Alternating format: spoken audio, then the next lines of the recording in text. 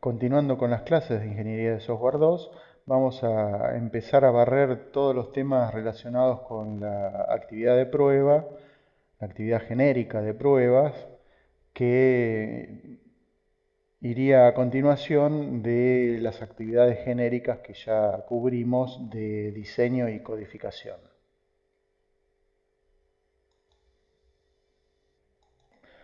Una estrategia de pruebas del software va a proporcionar una guía que nos va a describir los pasos a seguir, cuándo los planificamos, cuándo los llevamos a cabo, cuánto esfuerzo y tiempo y recursos le vamos a dedicar a esos pasos. Nos va a dar como resultado una planificación de las pruebas. Tenemos que armar toda una estrategia de pruebas. Nos va a dar como resultado un diseño de casos de prueba, la ejecución de las pruebas, que también tienen toda una infraestructura detrás, y la recolección y evaluación de los datos resultantes. La prueba es un conjunto de actividades entonces que se planean con anticipación y se realizan de manera sistemática. O sea, lo incluimos en nuestro ciclo de vida y lo planificamos y lo ejecutamos sistemáticamente, no es una cosa al azar. Incluye técnicas y métodos específicos del diseño de casos de prueba, que ya vamos a ver. Tiene que incluir pruebas de bajo nivel y de alto nivel en esta estrategia, digamos, en esta planificación que hacemos de las pruebas que vamos a realizar. Y en general son parte de lo que es la verificación y validación, que a su vez es parte del aseguramiento de la calidad del software. ¿Está bien? Históricamente, lo que se denominó pruebas, después pasó a llamarse verificación y validación y tiene que ver con lo que tuvo énfasis más adelante, que es el aseguramiento de la calidad, en particular, bueno, del software, que es lo que a nosotros nos interesa, ¿no?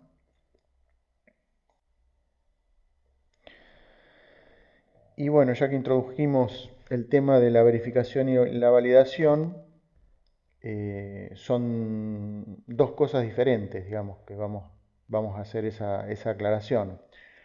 La verificación tiene que ver con que el software implemente correctamente una función específica. Son todas las actividades que llevamos a cabo para asegurar que el software implementa correctamente una función específica. Y la validación tiene que ver con que el software construido corresponda o responda a los requisitos del cliente. Son otras actividades que responden a otra pregunta. Eso lo podríamos resumir, estos dos conceptos los podríamos resumir como sendas preguntas, ¿no? La verificación responde a la pregunta de si estamos construyendo el producto correctamente, a diferencia de la validación que responde a la pregunta si estamos construyendo el producto correcto. Estamos construyendo el producto correctamente tiene que ver con comprobar que el software está de acuerdo a la especificación, a nuestra idea o por ejemplo, nuestro modelo de ciclo de vida que nos dice cuáles son las actividades que hay que realizar, en qué orden, cuáles son los productos o subproductos resultantes de esas actividades. Y tenemos que comprobar ahí que nuestro software satisface tanto los requerimientos funcionales como los no funcionales, por ejemplo. En cambio, la validación, que responde a esa pregunta de si estamos construyendo el producto correcto, es más general y tiene como objetivo asegurar que el software satisface las expectativas del cliente.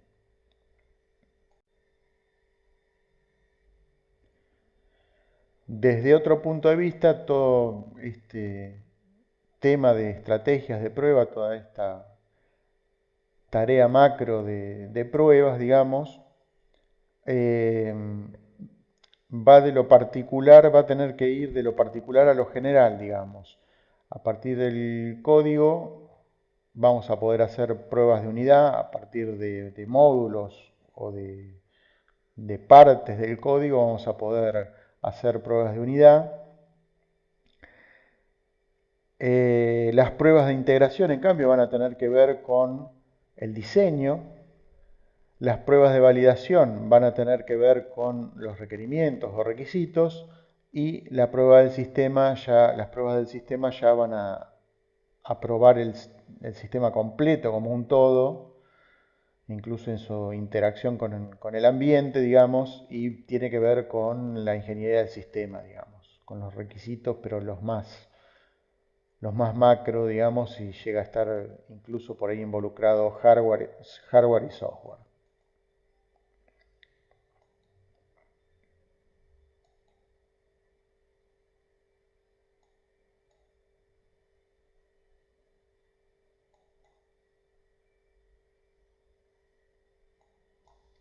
Entonces, de adentro hacia afuera, en esa espiral, vamos a empezar con las pruebas de unidad. Vamos a tener las pruebas de unidad que verifican que cada componente funciona correctamente a partir de distintos casos de prueba, a partir de ejecutar distintos casos de prueba, más que del ingreso de distintos casos de prueba. Vamos a diseñar casos de prueba para cada componente. Cada uno de esos casos de prueba va a aportar un conjunto de datos de entrada y un conjunto de datos de salida esperado para esos datos de entrada. Vamos a ejecutar la componente y si los datos de salida reales, digamos, los datos de salida de la ejecución coincide con los datos de salida esperada, no tenemos que hacer más nada. Ese caso de prueba, la componente funcionó correctamente para ese caso de prueba. Bueno, si no llegan a coincidir, vamos a tener que depurar esa componente, ¿no? Una vez que tengamos varias componentes que hayan pasado exitosamente las pruebas de unidad, bueno, tenemos que verificar que funcionen correctamente en conjunto. Entonces vamos a estar en presencia de las pruebas de integración.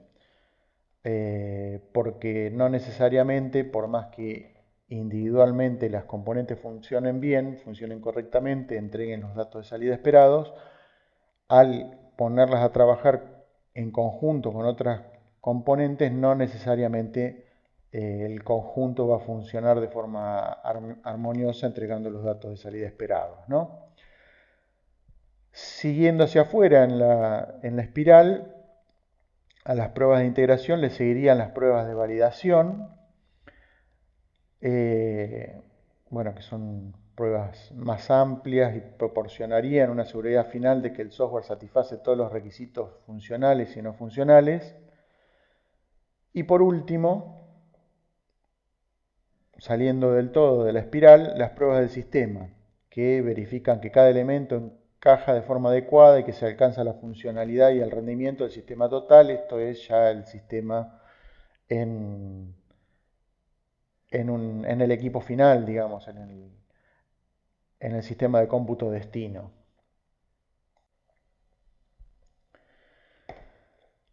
Y ahora vamos a ir pasando por cada uno de estos tipos de prueba.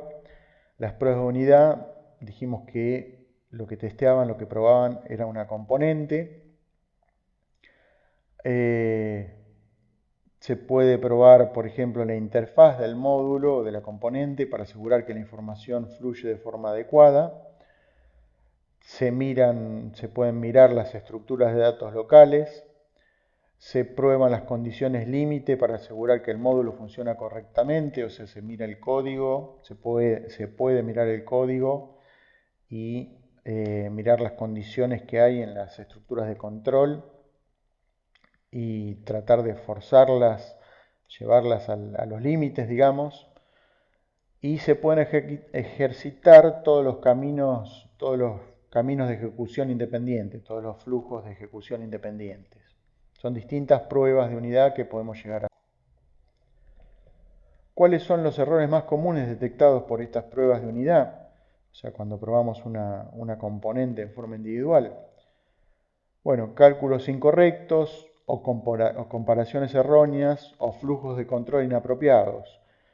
Dentro de lo que son los cálculos incorrectos, los errores más comunes tienen que ver con aplicación incorrecta de predecesores aritméticos, operaciones mezcladas, si es que no tenemos un lenguaje fuertemente tipado, inicialización incorrecta de variables, otra vez, si es que el lenguaje no lo provee, no lo asegura, falta de precisión, representación simbólica incorrecta. Estos casos de prueba, en el caso de las pruebas de unidad, tienen que descubrir errores como comparaciones entre distintos tipos de datos, o si es que, otra vez, ¿no? Si es que el compilador no los detecta antes, operadores lógicos aplicados incorrectamente, expectativas de igualdad con grados de precisión, comparación incorrecta de variables, terminación inapropiada o inexistente de bucles, de lazos, digamos, falla en la salida cuando se encuentra una iteración divergente y variables de bucle modificadas inapropiadamente, o sea, modificar variables dentro de un lazo, modificar la variable condición de salida del lazo, de terminación del ciclo, modificarlas dentro del ciclo del lazo.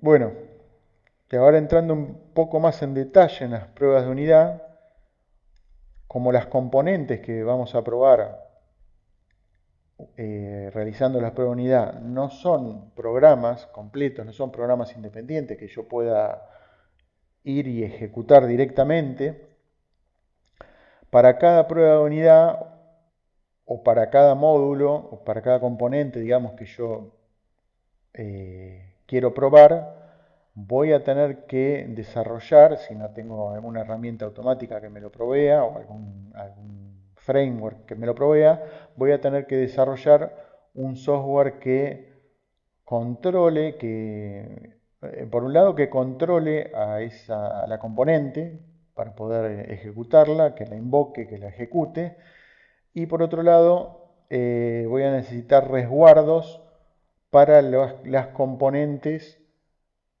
de las cuales depende la componente que yo estoy probando en ese momento. El controlador entonces va a ser un programa principal que acepte los datos del caso de prueba o que los lea o que los tome de una base de datos o los tome de un archivo, lo que sea, y le pase esos datos al módulo como parámetros de entrada para ese módulo, digamos, al módulo a ser probado, y a su vez va a recibir los resultados, los parámetros de salida del módulo a ser probado, de la componente, la salida de la componente a ser probada va a ser recibida por el controlador, por este programa principal que, bueno, nos mostrará y o guardará los resultados, digamos, de la ejecución del módulo. Los resguardos, a su vez, uno o varios resguardos, o ninguno, los que sean necesarios, digamos, van a ser módulos que van a reemplazar a módulos subordinados al módulo que hay que probar, a la componente que hay que probar. Bueno, claramente, tanto los controladores como los resguardos son una sobrecarga de trabajo, es trabajo extra que después no va a terminar formando parte del sistema, del programa, del producto software que vamos a liberar, a entregar. Si estos controladores o resguardos son sencillos, el trabajo adicional es relativamente poco, pero si los resguardos son más complicados, si la componente es más complicada, con muchos parámetros de entrada, muchos parámetros de salida, bueno, este trabajo adicional realmente va a ser trabajo, va a ser más arduo, digamos.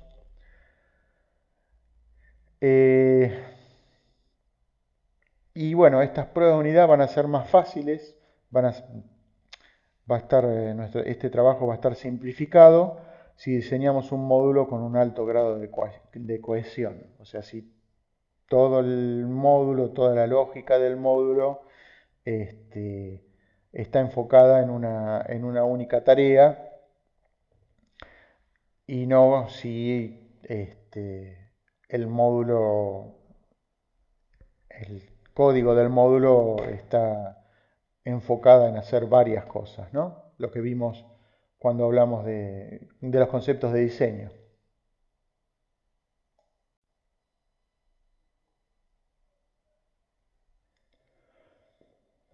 Bueno, una vez que hayamos terminado todas o un subconjunto de las pruebas de unidad, depende de cómo sea nuestra estrategia de pruebas, estamos en condiciones de hacer las pruebas, de encarar las pruebas de integración. Se toman componentes que han pasado las pruebas de unidad, que ya todos los casos de prueba diseñados y ejecutados, en todos esos casos de prueba ejecutados, los datos de salida coinciden con los datos de salida esperados. Se los combina de alguna manera con alguna estrategia que hayamos pensado para hacer las pruebas de integración.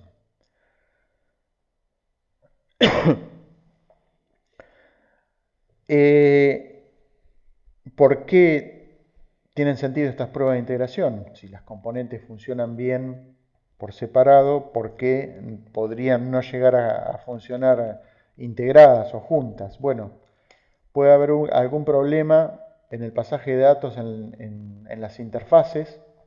La salida de un módulo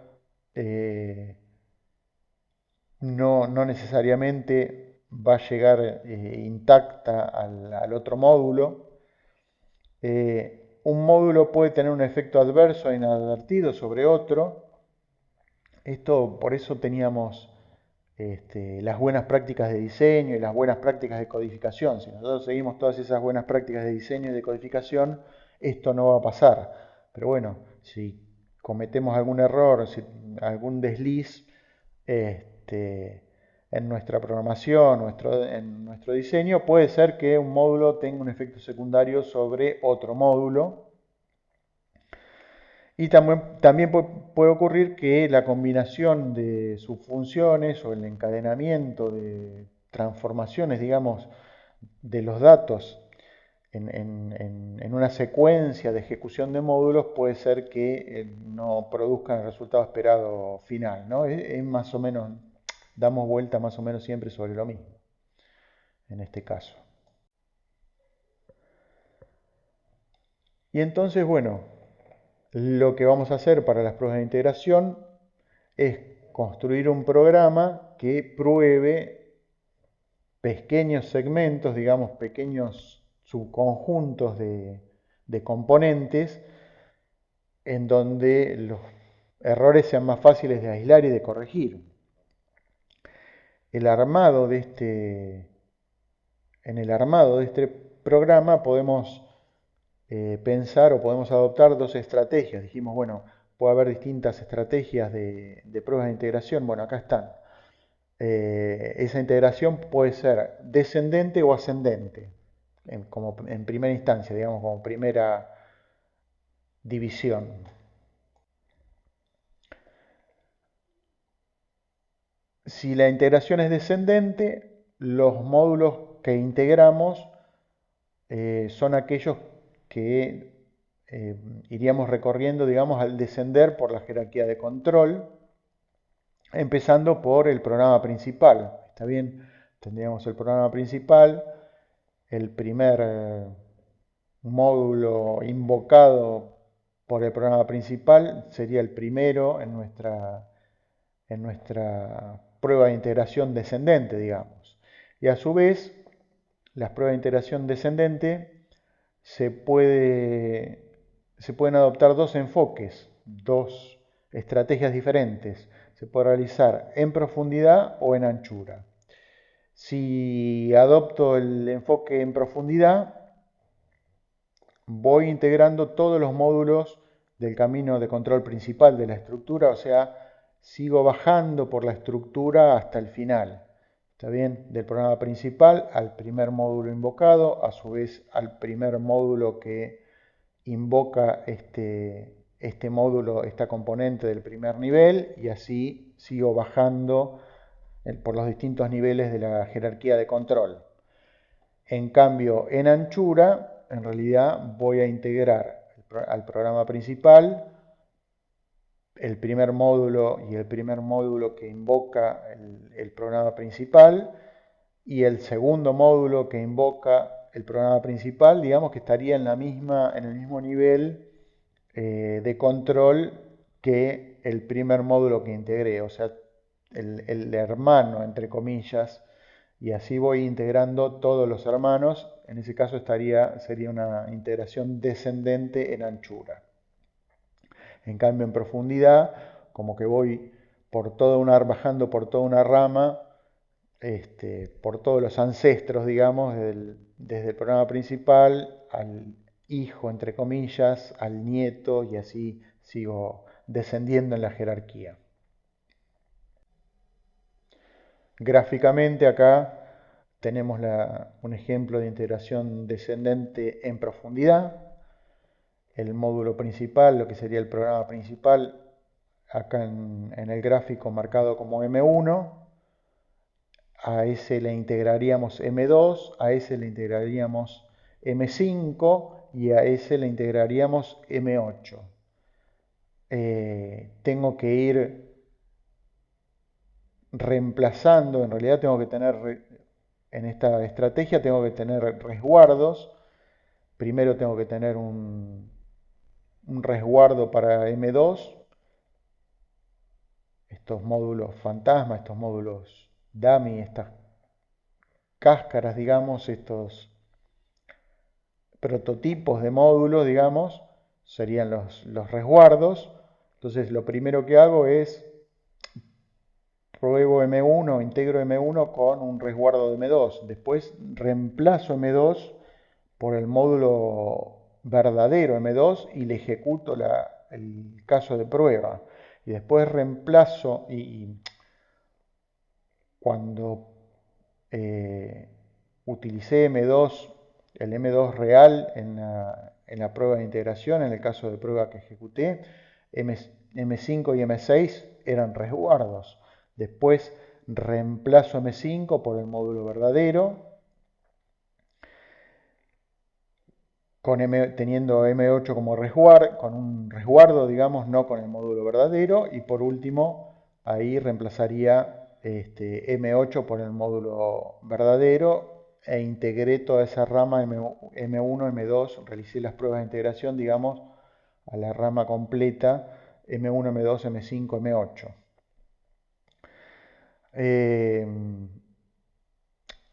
Las pruebas de regresión se refiere a que tienen que ver con que cada vez que yo reemplace un módulo, un resguardo por el módulo verdadero, tengo que volver a ejecutar la batería de pruebas. Esto sí está automatizado, mucho mejor. Si no, lo tengo que hacer a mano, porque cada vez que yo reemplazo un resguardo por un módulo verdadero, puedo introducir justamente errores. Para eso hacemos estas pruebas de integración. En cambio, si yo tomo elijo la estrategia integración descendente en anchura, bueno, al módulo M1, que es el programa principal, supongamos que lo invoco primero con M2, M3 y M4 resguardos, módulos dummy, cáscaras únicamente, y lo ejecuto de esa manera, pasa las pruebas, pasa los distintos casos de prueba,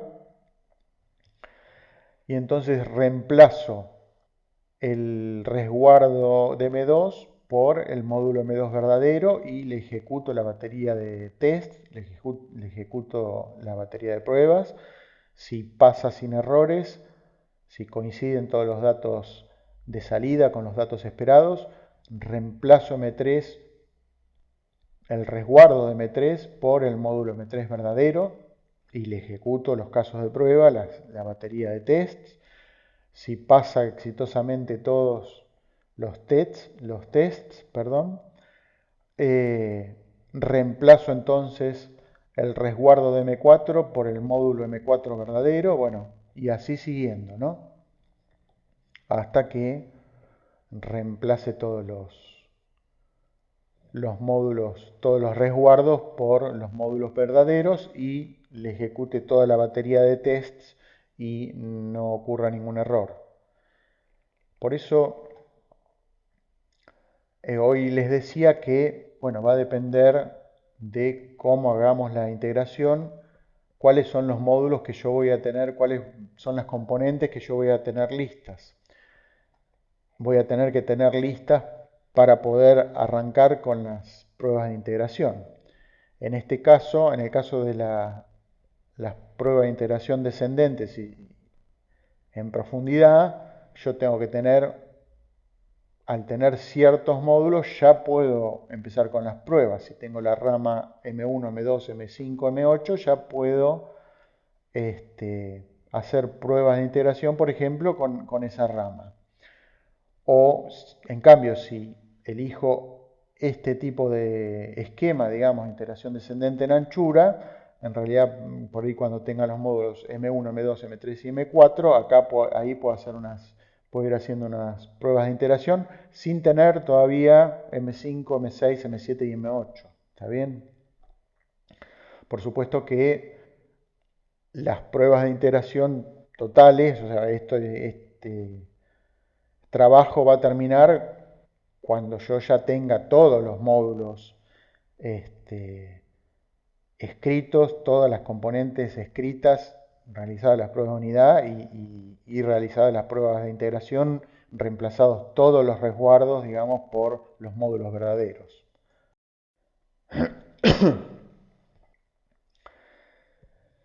A la inversa, digamos, el otro esquema que podemos adoptar, la otra estrategia, es la integración ascendente. O sea, en las últimas diapositivas vimos la integración descendente en sus dos variantes, en profundidad y en anchura. La alternativa a la integración descendente es la integración ascendente, en donde las pruebas empiezan con los módulos atómicos, es decir, los que están más abajo en la jerarquía de control, los que no invocan a otros módulos. Y ahí la integración entonces la empiezo a hacer de abajo hacia arriba en cuanto a la jerarquía de control, ¿no? No necesito resguardos porque siempre como empiezo de abajo hacia arriba, los módulos subordinados, las componentes subordinadas ya las tengo escritas y testeadas, son las reales, pero sí necesito los módulos conductores que me permitan justamente ir integrando subconjuntos, hacer pruebas con subconjuntos de módulos integrados, digamos.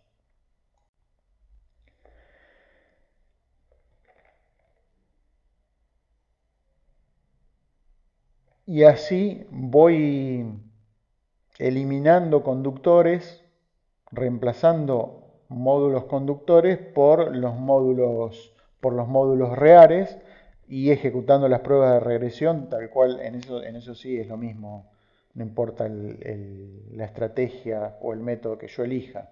Cada vez que reemplazo, en este caso un conductor, tengo que efectuar las pruebas de regresión, volver a ejecutar las pruebas para ver que no se haya producido ningún error, digamos. No se haya introducido un error al ir reemplazando en este caso, conductores por los módulos reales. Hasta que llegue a integrar, digamos, hasta que reemplace el módulo conductor que representa el programa principal, ¿no?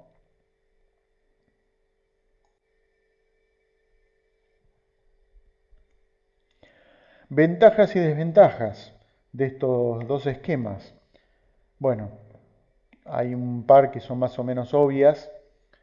El enfoque descendente, el problema que tiene es que tengo que escribir los resguardos. ¿Está bien? Tengo que tener esos módulos fantasma, esos módulos dummy, que voy a ir reemplazando por los módulos reales. a la inversa, en el caso de eh, las pruebas de integración ascendentes, digamos, en realidad no voy a tener el programa aprobado ni una parte hasta que no tenga el último módulo, hasta que no reemplace el último resguardo. Acá el problema, el último módulo conductor, digamos. Acá el problema o la sobrecarga de trabajo viene por el lado de los módulos conductores. Bueno, va a depender un poco del sistema que estemos construyendo y de cómo planifiquemos, digamos, la construcción, cómo planifiquemos de última la escritura de los módulos y las pruebas de unidad. Va a depender un poco de eso, cómo elijamos entre uno u otro de estos dos enfoques. Y a veces lo que se hace, lo que se puede hacer es un enfoque combinado, digamos, un enfoque sándwich, en donde combinemos, digamos, el enfoque ascendente y el descendente. ¿Está bien? Tengamos un enfoque, tengamos los módulos de más abajo de la jerarquía y vayamos haciendo pruebas de integración ascendentes, y también tengamos el programa principal y vayamos teniendo los módulos de arriba de la jerarquía y haciendo un enfoque descendente, bueno, hasta llegar al medio, digamos, hasta que lleguemos al medio, y ahí vamos a tener toda la integración completa, digamos.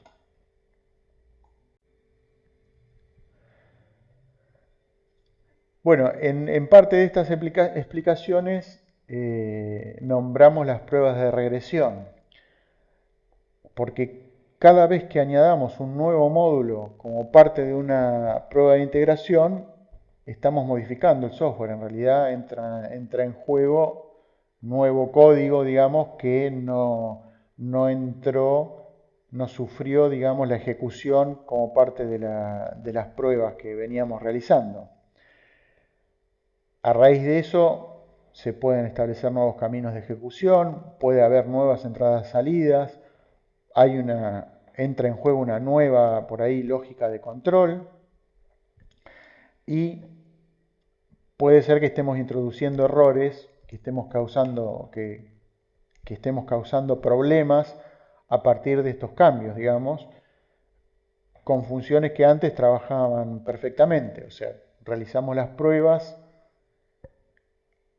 andaba todo bien, pasaban todas las pruebas exitosamente, reemplazamos un resguardo por el módulo real o un conductor por el módulo real y empiezan los problemas. O sea, le volvemos a ejecutar las pruebas, y por eso se llama pruebas de regresión, las mismas que habíamos ejecutado con anterioridad. Por eso hace falta un diseño de los casos de prueba, tenerlos registrados, tenerlos guardados de alguna manera, para poder volver a ejecutarlos, y en esta nueva instancia, digamos, en esta nueva ejecución del mismo caso de prueba, al haber reemplazado un resguardo o un módulo conductor, encontramos errores, digamos. En resumen, en este contexto de estrategias de prueba de integración y en otros contextos de pruebas también, la prueba de regresión es volver a ejecutar un subconjunto de pruebas que ya hemos llevado a cabo anteriormente, para asegurarnos que los cambios no han propagado efectos colaterales no deseados. ¿Está bien? Esto también lo vamos a tener que hacer cuando hagamos mantenimiento, por ejemplo. Otra vez vamos a tener que ejecutar las pruebas, las mismas pruebas que le habíamos efectuado por ahí al software original. Cada vez que hagamos un cambio, tendríamos que ejecutar estas pruebas de regresión, todas las pruebas originales o un subconjunto, ¿no? Va a depender un poco del cambio que hagamos, otra vez de la estrategia que adoptemos, y otra vez y también del tiempo con el que contemos, ¿no?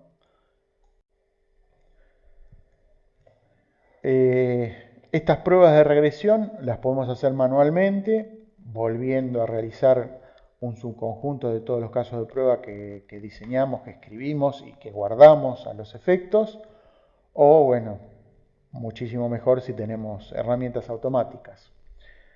El conjunto de pruebas de regresión contiene 3 clases diferentes de casos de prueba.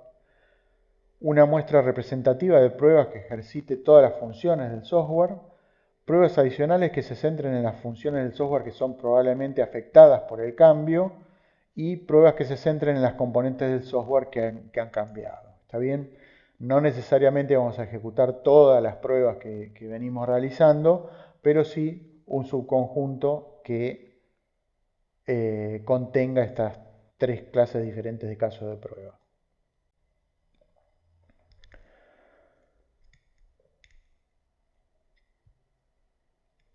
Con respecto a las pruebas de integración, una cosa a tener en cuenta cuando armemos nuestra estrategia es que tendríamos que identificar los módulos críticos.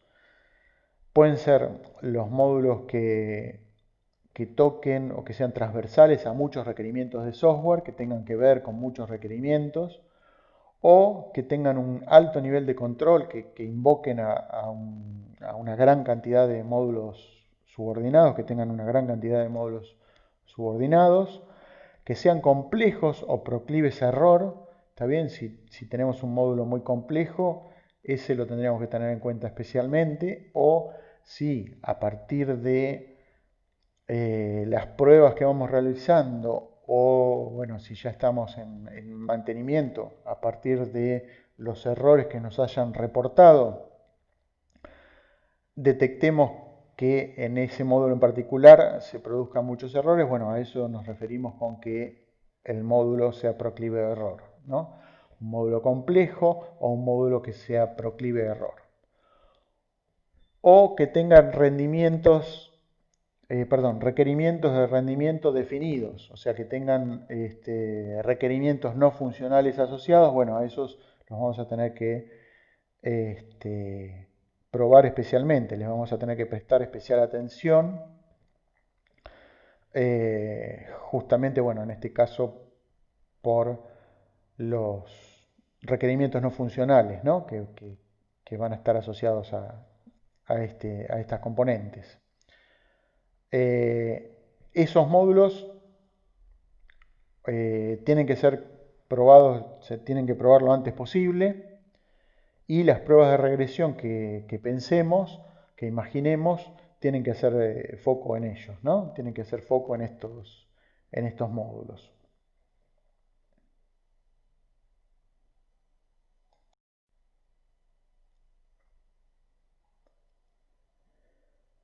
En el caso de la orientación a objetos, digamos, contextualizando un poco esto para la orientación a objetos, o sea, las pruebas de unidad e integración, lo que vimos hasta ahora,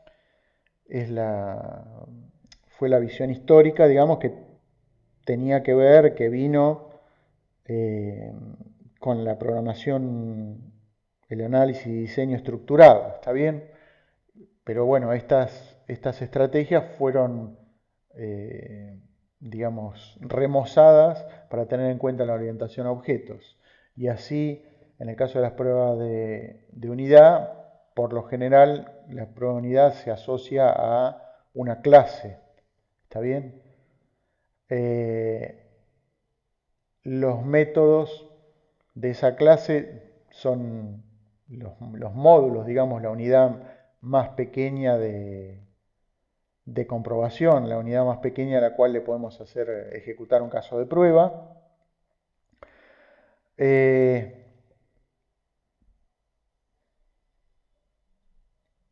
Pero bueno, la prueba de unidad sería trasladada, digamos, a la orientación a objeto, sería la prueba de clase.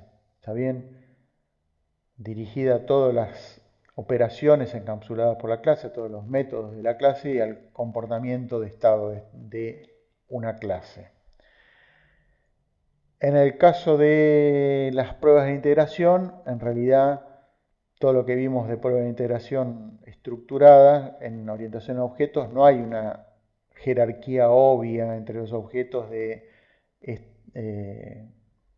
los distintos niveles que estábamos viendo.